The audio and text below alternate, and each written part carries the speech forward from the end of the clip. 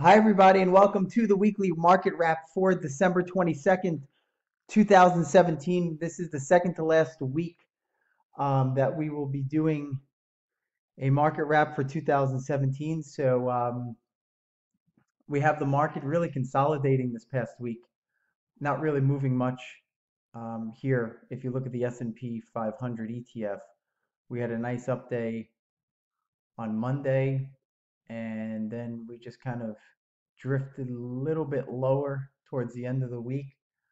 Um, I actually have an idea for this week, and I want to talk about what everybody's talking about because it seems to be such a topic that everybody loves, which is the cryptocurrencies and the bitcoins and what they are and how much money we can make on them and so on and so forth. So this week we added a company to the focus list that's a software company. It has nothing to do with cryptocurrencies, and the reason we added it was because the director of the company bought about $200,000 worth of the stock.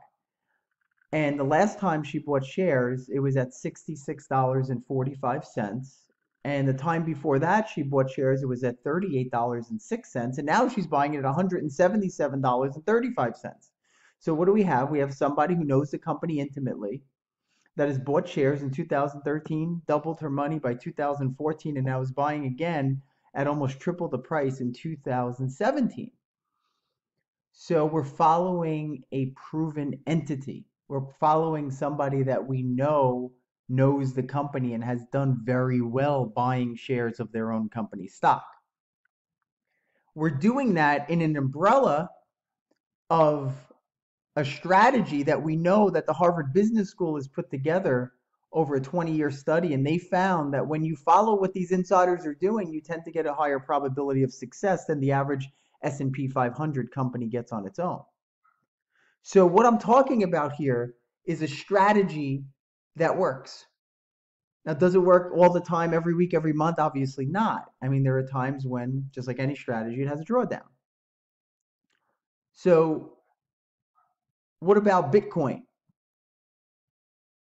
What about the neighbor who bought it 2 years ago and now he's worth $10 million just from that purchase?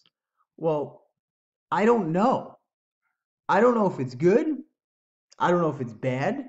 I have no edge. It could draw down 80% of my money, or basically I could put $1,000 in there. It could be worth $200 in 3 months from now. It's an unknown.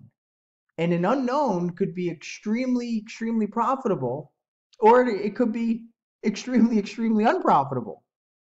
What does that remind you of? It reminds you of taking your money and going to the casino. You could triple it in 15 minutes. You could lose it all in 2 minutes. Who knows?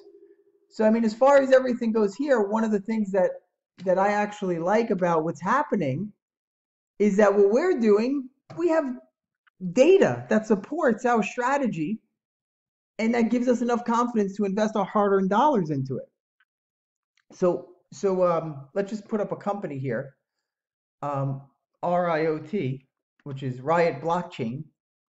So this company, way back when, in October, was trading at $7.85. I think they changed their name to Blockchain, which is a crypto word, and the stock goes from $6 to 24 in a matter of 4 days. Pulls back, goes back up to 32, pulls back, goes back up to 46, and now is back at 25. So if you have somebody that got rich on this particular company, great. I mean, did they do it by skill or luck? I don't know. And that's the issue that we have. So, another company that a lot of people heard of that was in the news. Let's see if I could make this chart a little bit better. So let me take out these moving averages so it looks a little bit clearer. So this is a company called the Long Island Iced Tea Company. They make non-alcoholic Long Island iced tea. They put it in bottles, the beverage, and they sell it to stores and people pay them money and they drink it. All of a sudden they changed their name to the Long Island Block Company or something along those lines, and the stock went from $2.26 in one day to almost $10. Went up almost 400 or 500% in one day. So do you buy this thing because the iced tea company is now going to be a cryptocurrency company?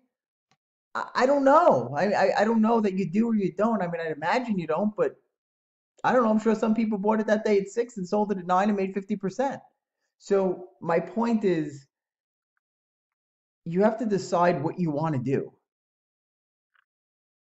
Do you want to be a gambler? And you can make 1,000% or 100% in a day, and that's possible, and options and all that, and that's great. Or do you want to be somebody who's taking a calculated risk with a low risk to a high reward and using a probability of success that statistically is in your favor? Now, I choose the second thing because the first thing's a lot of fun, but it could probably put me out of business pretty quick.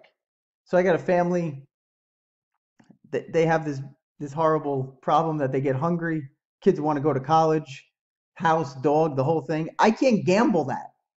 So I'm going to do something that's statistically proven over time that time is on my side rather against me. So I think what I'm saying is something that we all know.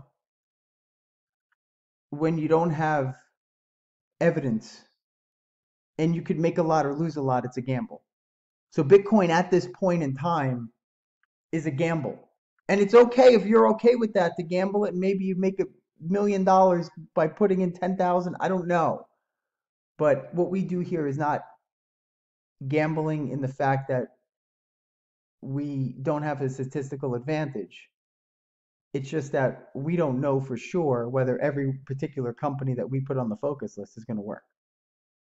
So I really wanted to talk about that because I get a lot of questions. What do you think about this Bitcoin? And my my honest best answer is that I have no idea, and I think even the people who do know a lot about it cannot predict where the price is going to go.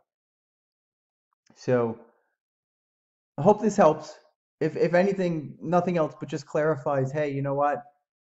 This is a gamble. This is an investment. Know the difference. Invest accordingly or gamble accordingly. And I think everybody would be a lot better. And it's crazy to start going back and saying, hey, if I put $100,000, and I saw this on CNBC tonight, if I put $100,000 in Bitcoin in 2011, it would be worth $3.4 billion today. Well, that's great, but how crazy would you have had it been to put $100,000 in Bitcoin in 2011? It was basically a currency that people selling drugs were using so that the police wouldn't get them. So I mean, it just yeah, I guess you could do it, you know, and not saying it wouldn't have worked. Obviously, you'd be worth it. We'd be a billionaire by now. But my point is that we have to be realistic with ourselves. Are these truly things that we would do?